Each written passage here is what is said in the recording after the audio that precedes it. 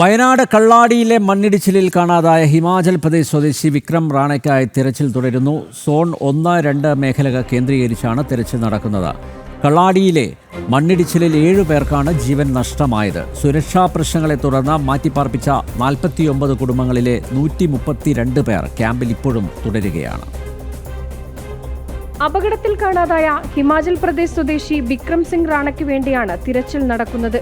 മീനാക്ഷി പാലത്തിന് സമീപത്താണ് പ്രധാനമായും തിരച്ചിൽ. കഴിഞ്ഞ ദിവസം ബംഗാൾ സ്വദേശി രാകേഷ് ഗുപ്തയുടെ മൃതദേഹം ലഭിച്ചതും ഇവിടെ നിന്നായിരുന്നു. സോണുകളായി തിരിച്ചാണ് തിരച്ചിൽ.